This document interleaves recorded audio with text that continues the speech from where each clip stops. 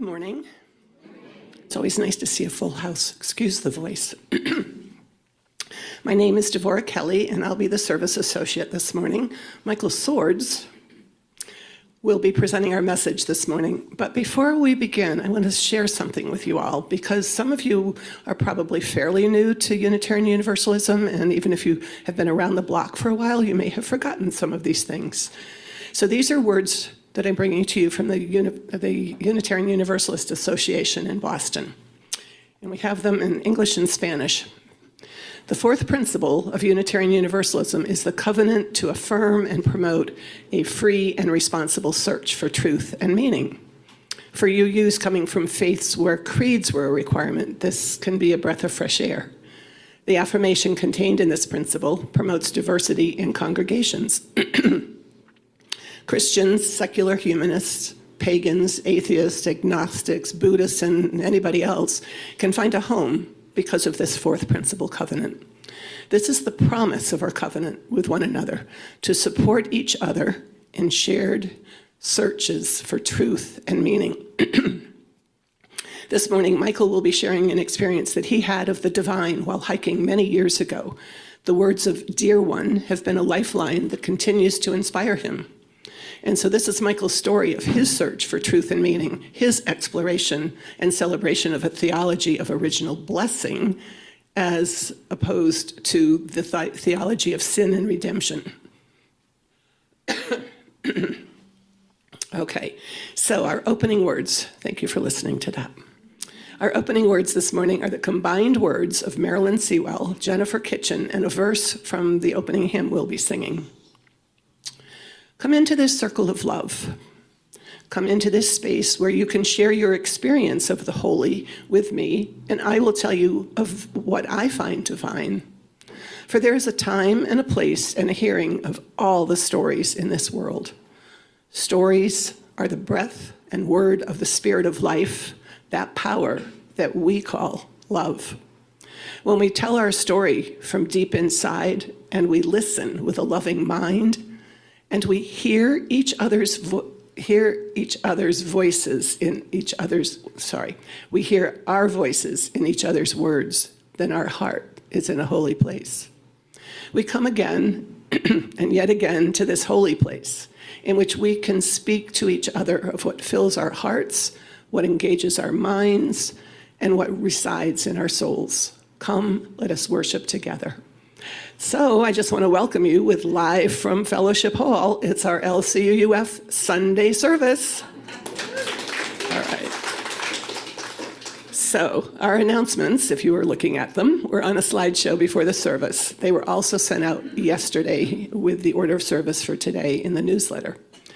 If you're new and you would like to receive emails for upcoming services, please talk to a member of the welcome team or write to us at info@lcuuf.org.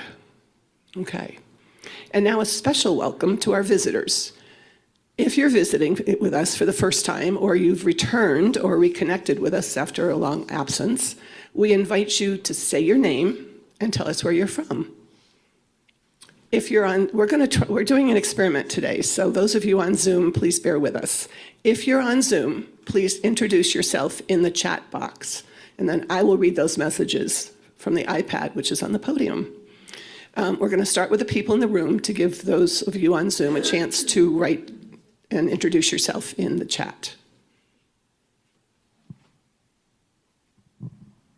Is there anybody that is new today? Oh. Hello, everyone. My name is Lorna Davalos. I have been to the UU Church in Ann Arbor, Michigan when I was a child, and I've been here, but not in this building, about 10 years ago, maybe. This is my mother, Mary Helen, and I am visiting her until tomorrow. I'm leaving tomorrow, but I made sure I stayed over on a Sunday so I could come and join everyone. Welcome.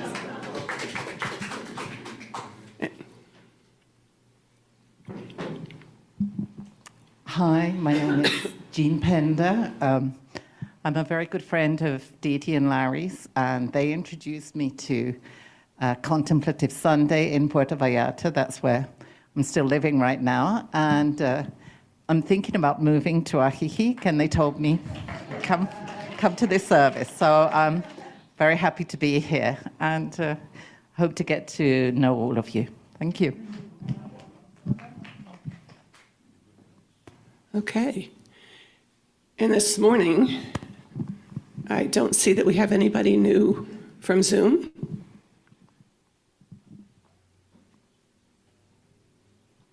It's not showing up on the iPad. Okay. So, welcome to our visitors. We're glad you're with us. And just a brief note, we offer a wide variety of services on various topics presented by our members, outside guests, and of course our minister, Reverend Matt Alspaugh. And we hope you'll return to sample this variety of thought and belief. So our chalice lighting words. Our chalice lighting words today are by Eric Heller Wagner. Blessed is the fire that burns deep in the soul. It is the flame of the human spirit, touched into being by the mystery of life. It is the fire of reason, the fire of compassion, the fire of community, the fire of justice, the fire of faith. It is the fire of love burning deep in the human heart, the divine glow in every life. So now let us light our chalice with these words that we sing together.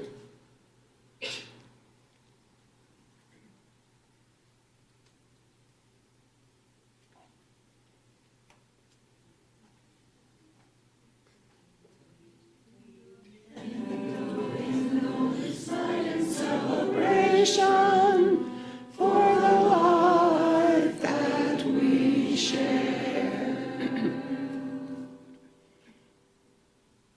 So each moment is a miracle encompassing everything: the joy, the sorrow, the failures, the successes, the disappointments and happiness, the celebration and the grief.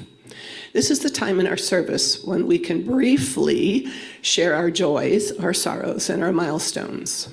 We will start with the people in the room to give those on Zoom a chance to, again, type joys and sorrows into the chat, which then I will read from the iPad here.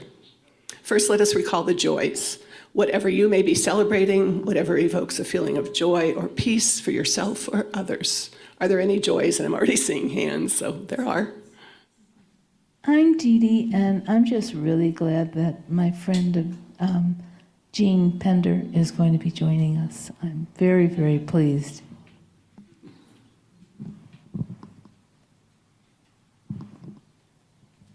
Hi, everybody. I'm so glad to be back. The United States is still pretty frenetic, and I love the calm I feel here. I'm very grateful for that. And I'm also grateful that I found out that I don't have to have major surgery, but just a 1-inch outpatient procedure on my back. So, yeah, I was imagining the worst.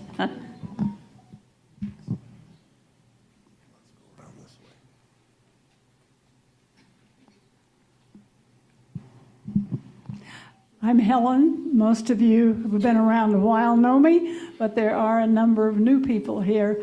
I want to share our joy that on Tuesday, Bill is going to have his 94th birthday. And we'd like you to celebrate with us after church. Get a piece of cake with your coffee.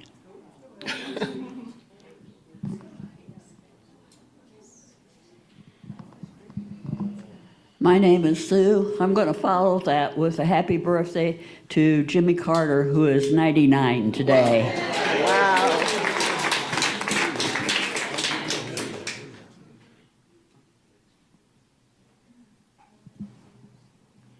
Hi, my name is Tim. I'm going to be traveling to Michigan, speaking of Ann Arbor, maybe even get to Ann Arbor, to visit family and a wedding, and that is a joy. This could also be in the category of request, as most of my family is on the way opposite end of the spectrum, politically, religiously, from me. So I want to be there in a spirit of peace and collaboration, which isn't always so easy for me. So.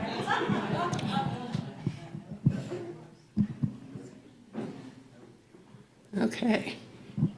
My name is Lou, and Michael's rendition of Georgia on My Mind reminded me today that the flame of democracy, while it's flickering, is still alive and well in Georgia.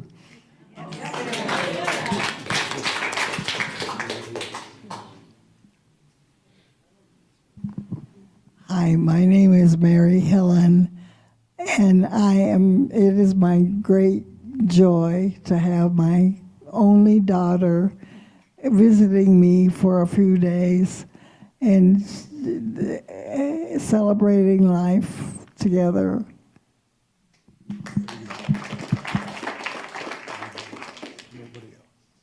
Okay. And if this is working correctly, I do have one joy from Marcia on Zoom. She has two joys. The first one, although I'm very new to the community, I feel so cared for the people attached to LCUUF, especially Kathy Vardy, John, Sandini, and Devora. It's okay to be sick here because we're cared for. And number two, I'm thankful to be able to attend Michael's service today, although remotely. Thank you for the technology. So I think that's all that are on Zoom today.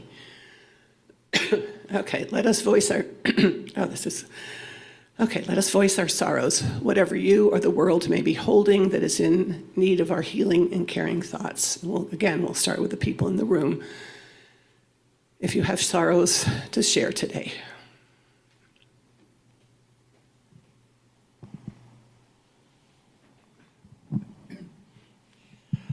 I don't know how many of you remember Hugh and Claire Jenny. They're members of our congregation. They're not here right now.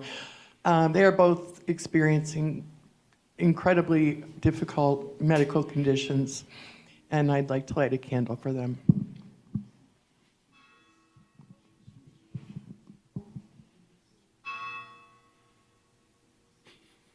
I can use this. It's not really a sorrow. It's just, for those of you that are new, this is not my normal voice. And I don't know how it's coming across, but it sounds horrible to me. So it's fine? Okay. I think I could sing bass instead of soprano today. Okay. And I don't see any, excuse me, I don't see any sorrows on Zoom. So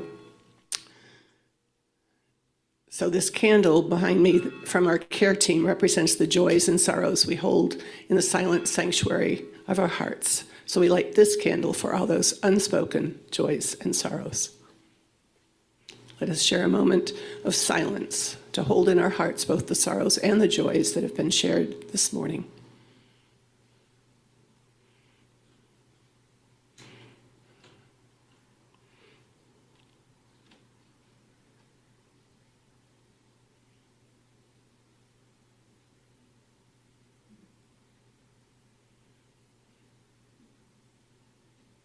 A religious community is like a river, formed from the many streams of our lives that meet and merge and flow to the sea.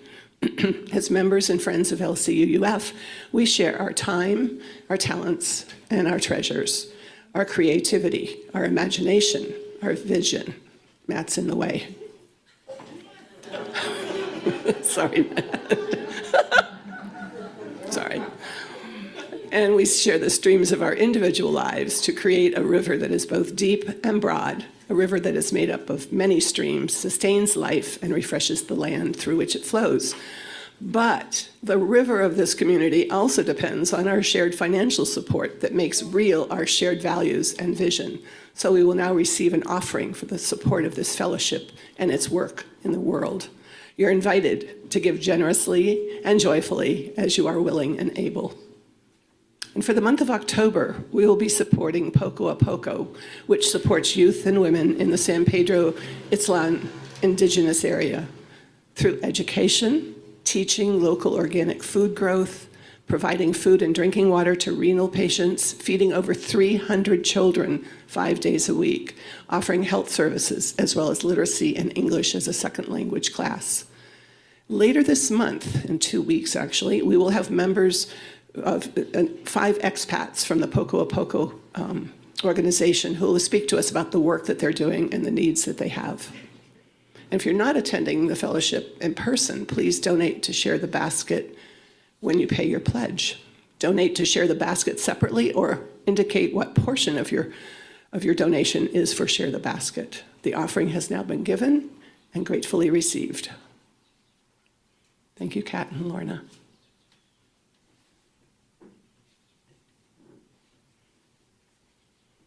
Our opening hymn, and I have to I can't think of the word. This is one of my favorite hymns. So it's When Our Heart is in a Holy Place. So listen carefully as you sing the words, because sometimes we sing and we just sing. We don't really pay attention to the words, so please pay attention to the words. Please rise in body and or spirit and join us in singing.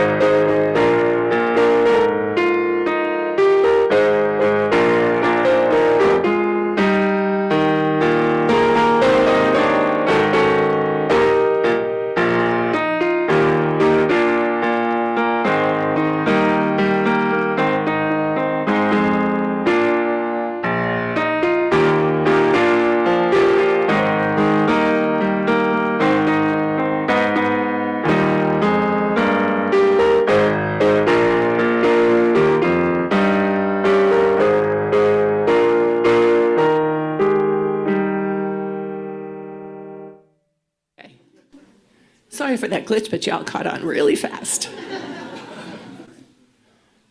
So our reading today is from Eat, Pray, Love by Elizabeth Gilbert. Man is a demon. Man is a god. Both are true. She continues, this was a familiar idea to me. It's very Indian, very yogic. The notion is that human beings are born, as my guru has explained to me many times, with the equivalent potential for both contraction and expansion. The ingredients of both darkness and light are equally present in all of us. So it's up to us, the individual, or the family, or society, to decide what will be brought forth, the virtues or the malevolence. The madness of this planet is largely the result of human beings' difficulty in coming into virtuous balance with himself. Lunacy, both collective and individual, results.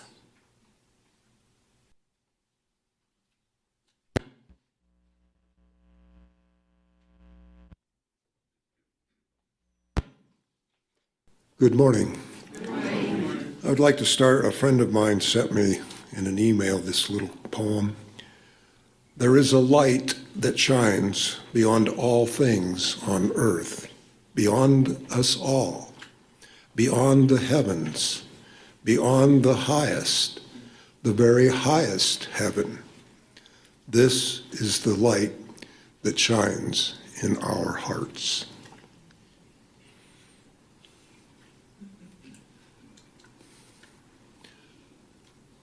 Dear One is a poem that found me and my wife when climbing on Mount Shasta. That's right, it found us. I had not been ordained right out of seminary because I never wrote the final paper. But 10 years later, when I discovered Dear Ones, it said everything I would have wanted to have said in that paper. But I just didn't have enough life experience to express all that I believed. This morning, I'm going to share my understanding of the various parts of Dear One. The husk of knowledge serves its purpose in leading to the core. Now, just a little thing. We're talking about the husk on an ear of corn, that is, you peel the husk back to get to the core in the middle. The focus of Dear One is the knowledge, is knowledge, wisdom, truth, unity, God. One comes to these realities by a process. It is a journey. We who live in a society of instant gratification are ever so impatient. The growth into knowledge and wisdom requires commitment, effort, and perseverance. The Dead Sea Scrolls have introduced us to the Essenes, whose isolated desert spiritual communities were a training grounds for Jesus, John the Baptist, John the Beloved, and the prophets. The Essenes worshiped the Heavenly Father and the earthly Mother. They lived, studied, and practiced a unity of spirituality and manual labor in their gardens. In fact, they believed that the discipline of gardening was the vehicle of learning and understanding the very nature and essence of divine activity in all of creation. Our culture today places a lot of emphasis on winning, on coming out on top. But how do you win? Just like the Essenes in the garden, the real source of winning is the day-to-day commitment to the discipline of practice, purposeful repetition, attentive application, always striving for a further realization of the goal. It does not matter, athletics, performing arts, writing, painting, a tradesperson, or an inventor. Dear One and the Husk of Knowledge teaches that the true reward is to anyone who stays the course, pays the price in the daily discipline to maturity. A corollary of the husk of knowledge is that the path is not always straight or simple. Success almost always includes setbacks, derailments, or even failure. It is said that Thomas Edison's success with the light bulb was based on over 1,000 failures. There is no limit, no regulation, no restriction to the experience or the direction that the path might lead, mostly including what other people have to say about your path. Come to me. Do not fear. Why do you still seek ways of coming to me when I am with you all along? Come to me was a very common phrase of Jesus. Come to me, you who labor and are heavy laden, or suffer the little children to come unto me. Perhaps for me, the best expression of this invitation is a painting I remember from my childhood of Jesus standing at the door, knocking, seeking entry. The point is the fact that the universe always awaits our choice, our declaration of acceptance to the invitation to come home. Do not fear. We all remember the angels when the birth of Christ came. But in the Old Testament, fear is talked about a lot. It records that primitive man felt an understandable fear of the divine.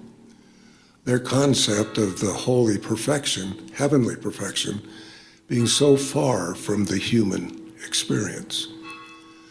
The Bible teaches that just to gaze upon the face of God leads to imminent death.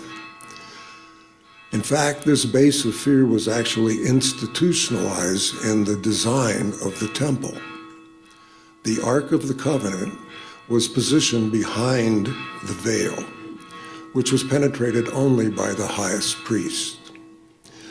However, Paul in Romans 8:15 says, "For we have not received the spirit of bondage to fear, but have received the spirit of adoption, whereby we cry, Abba, Father." Why do you still seek ways of coming to me? All of us at some point in our life find that we are searching for answers, for solutions. Perhaps the basic issue here, however, is the belief that something is required of us in order to access this connection that we seek. But dear one says, "When I am with you all along." Somewhere along the path there came the concept that within each of us there is a God-shaped hole that can only be filled by God. However, dear one suggests that not only is there no hole, but in fact God is already and always present. There is nothing missing. Matthew Fox, in Original Blessing, quotes Elkhart, "Hidden in each of us is something like the original outbreak of goodness, something like a brilliant light that grows incessantly, something like a burning fire which burns incessantly. This fire is nothing other than the Holy Spirit." I speak to your soul. Do you hear me?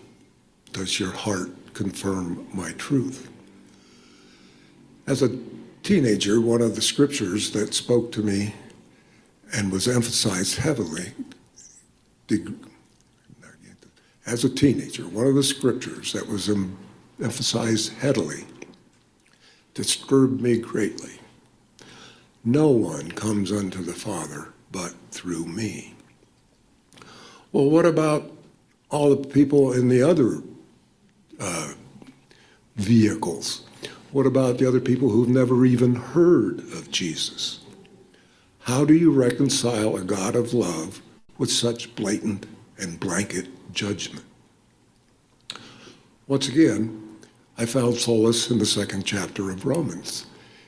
It is not the hearers of the law, but the doers of the law, their conscience bearing witness, which shows the work of the law within their hearts.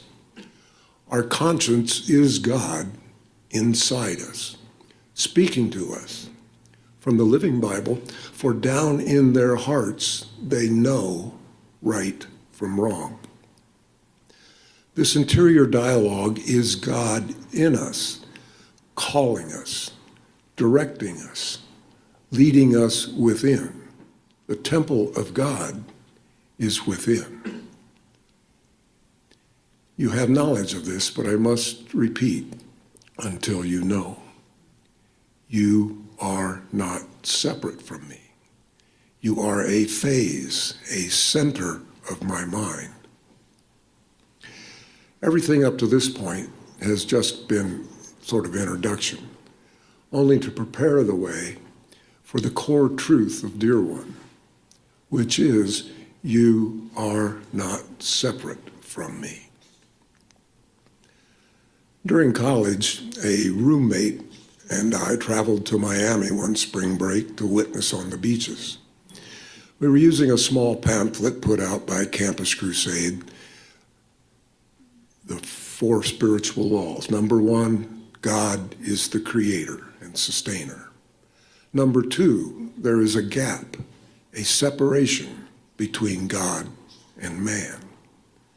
Number 3, Christ is the bridge, the answer, the solution.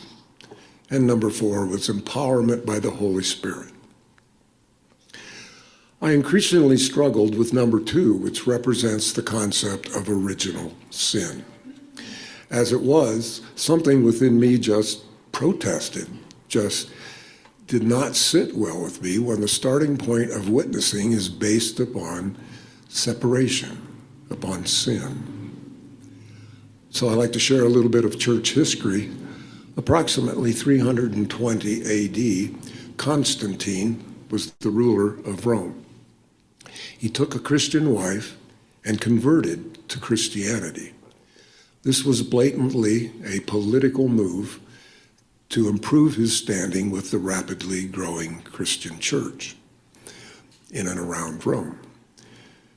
Many believe that this, in fact, marked the end of the real Christian church, because up to that point, Christianity was a religion of the people, in the streets. But when the church moved into the castle, it became the Roman Catholic Church, eventually. A second event of the 4th century was St. Augustine. He was the first to pen the phrase original sin. Even though the concept was not central to his main body of work, the new evolving church took it and ran far with it. Matthew Fox, an American priest and theologian, stated, Jesus himself, being a Jew, never heard of the concept of original sin. How strange that a religion would sustain itself on a theory that its founder never even heard of. There must be a reason for a religion sustaining itself on a theory that was invented 4 generations after its founder died. And there is. The church inherited the Roman Empire in the 4th century. This is a quote from Fox. And to run an empire efficiently, one needs theories like original sin to keep the citizens and the soldiers in line. Sounds like a conspiracy to me. Once again, quoting Fox, one reason why compulsion rather than compassion had so characterized the patriarchal era of religion is that trust rather than compassion has, so much less important than fear. And spiritual expression has been so much less important than guilt. But a new era comes down, for you cannot imprison the Word of God. Yes, indeed, a new era dawns. You cannot be separate from me because I am your very life. In the beginning was the Word, and the Word was with God, and the Word was God. All things were made by him, and without him was not anything made that was made. Quoting Julian of Norwich, Fox quotes her, "We are of God. That is what we are. I saw no difference between our substance, but as it were all God." And the sentiment is also expressed by Elizabeth Gilbert in the Eat, Pray, Love book. To know God, you only need to renounce one thing: your sense of division from God. The word relates back to a phrase, a center of your mind. We are a creation of God, a thought of God. You cannot undo or separate that which is and always one, unified and perfect. Be done with the thought of separation forever. When I first encountered Dear Ones, I just thought it was the most exciting, radical, new age, groundbreaking treatise I'd ever encountered. But of course, as the days, the weeks, and the years progressed, I discovered that the deeper truths were not new at all. Combining the above quote with the previous, I am your very life, immediately brings to mind the statement in Acts 17. Yet in fact, he is not far from any of us, since it is in him that we live, move, and have our being. As indeed some of your own poets have said, we are all his children. As growing up, I always attributed that to Jesus, but no, in fact, it is a double quote from two 6th century poets. However, Paul does pick up the theme in Romans 8:35. Who shall separate us from the love of Christ? Shall tribulation, distress, persecution, he goes through this long list. For I am persuaded that neither death, nor life, nor angels, nor principalities, nor powers, and on, can separate us from the love of God. Again, this is not a new idea or a new concept. All three Gospels repeat that as Jesus yielded up the ghost, the veil of the temple was rent in twain from top to bottom. There you have it. There is no more separation. There never was any separation, only our perception. This is the gospel, Emmanuel, God with us. Know that all along I have been teaching a phase of my own mortal self, its immortality, through the realization of me. An affirmation from the St. Germain Foundation.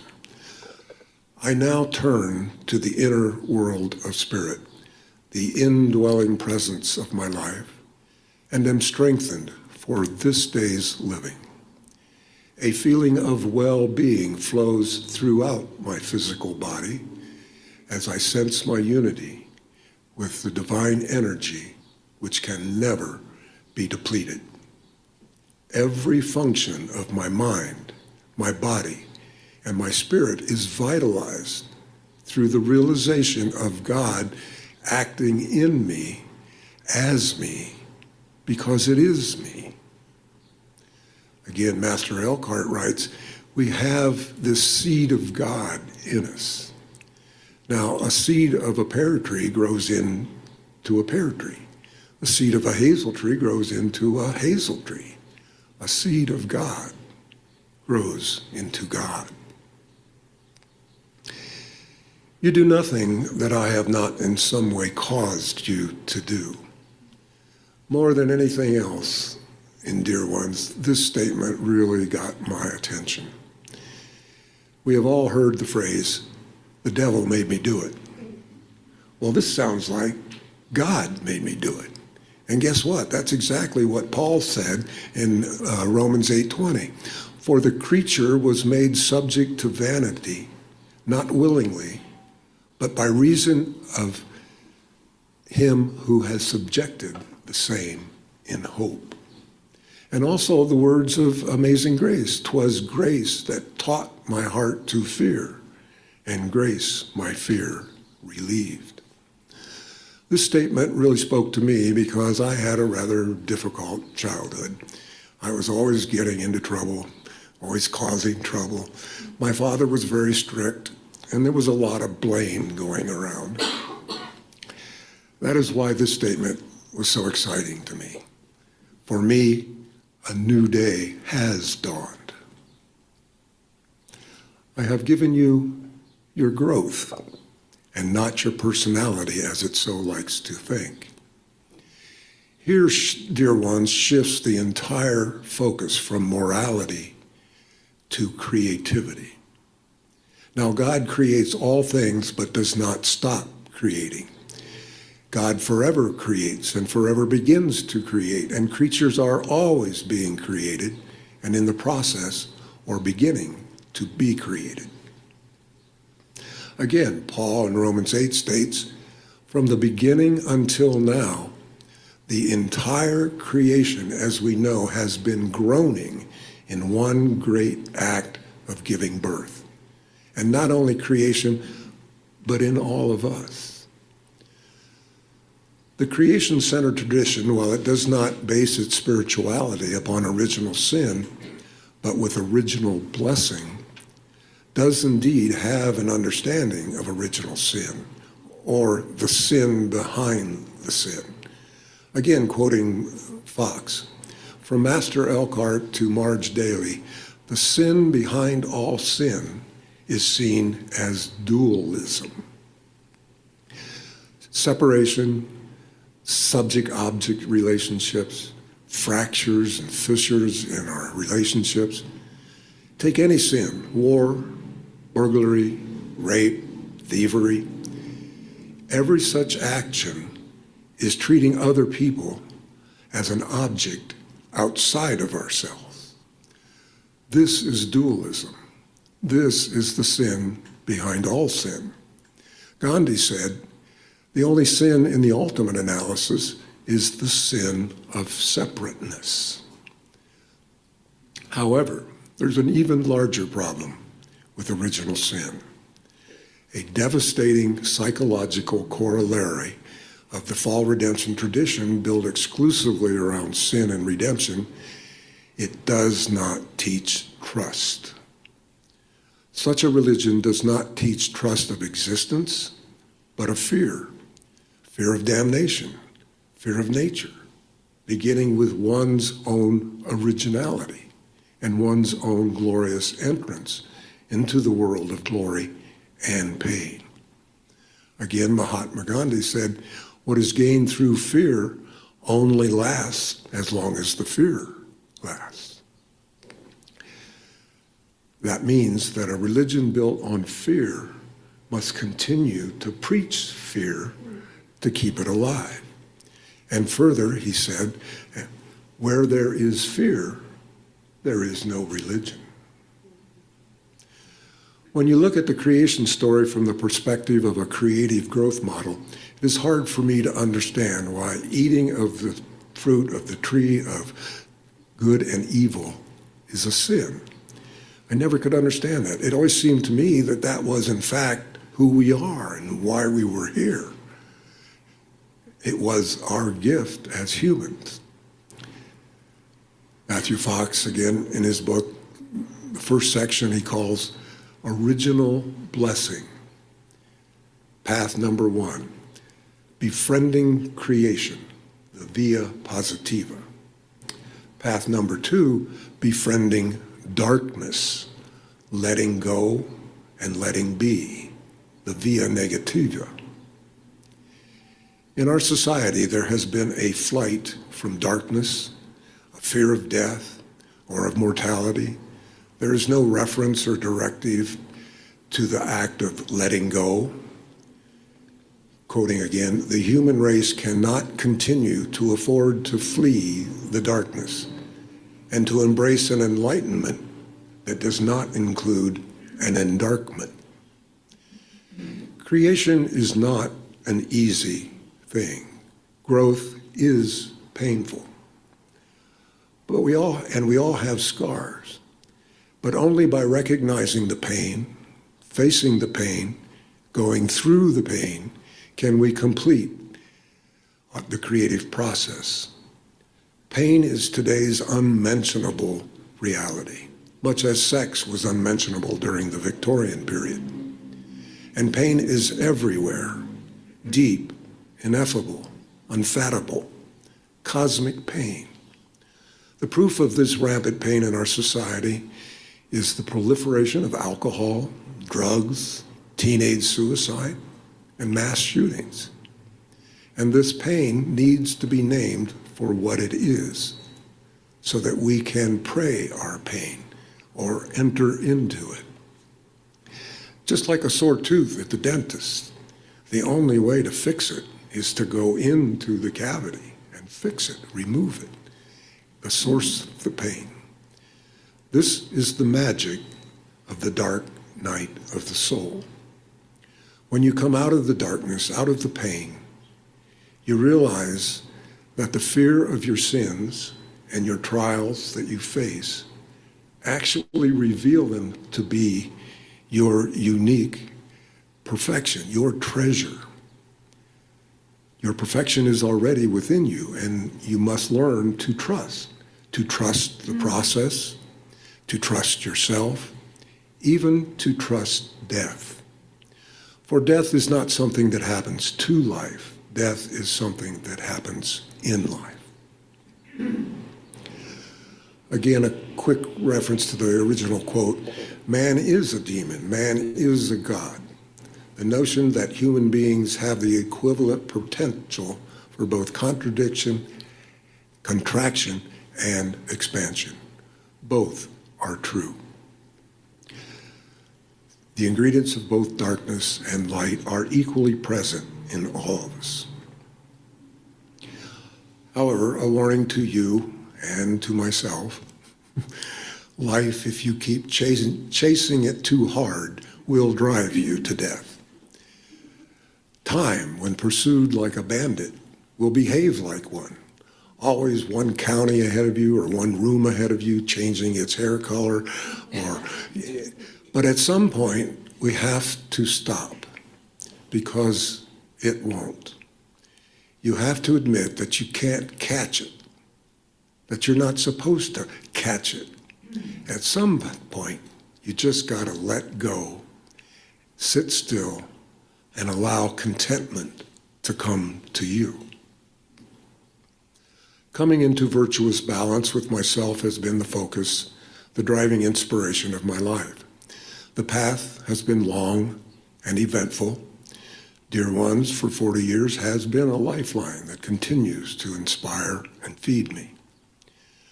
I praise the universe and Eat, Pray, Love by Elizabeth Gilbert for my final thoughts. Happiness does not fall out of the sky.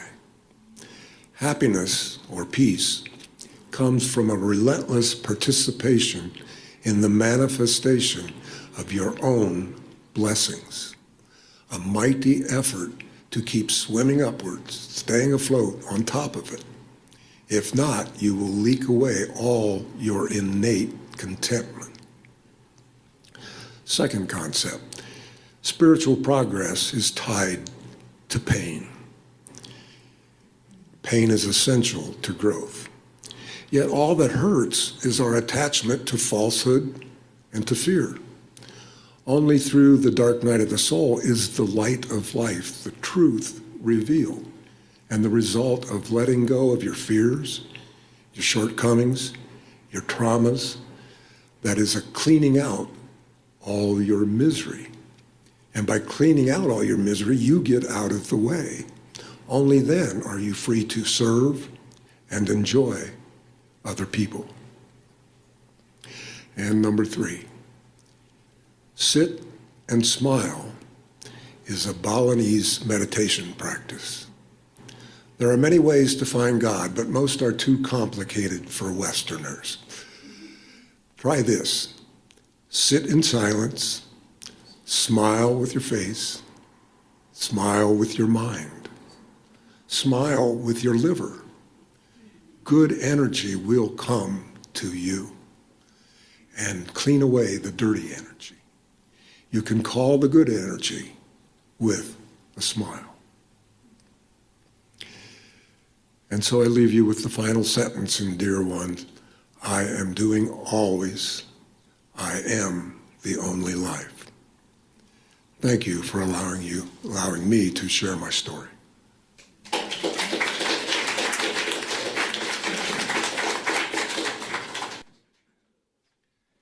Thank you, Michael. I'd like to see everybody smile so we can bring in that good energy. Okay. So our closing words are by Ellen, Eileen B. Carpels. As we part now from one another, let these be our thoughts. If that which is most holy lies within the human person, and if the greatest power in the world shines flickering and uncertain from each individual heart, then it is easy to see the value of human associations, dedicated to nurturing that light. The couple, the family, the religious community. When a group together is dedicated to nurturing the power of good, it is rare for the light to grow dim in all individuals at the same moment. So let us borrow courage and wisdom from one another to warm us and keep us until we are together again, which is part of the words of the chalice. So let us extinguish our chalices with these words, which we read together. We extinguish this flame, but not the light of truth, the warmth of community, or the fire of commitment. These we keep in our hearts and share with all the world. And Michael's going to lead us out with a wonderful postlude.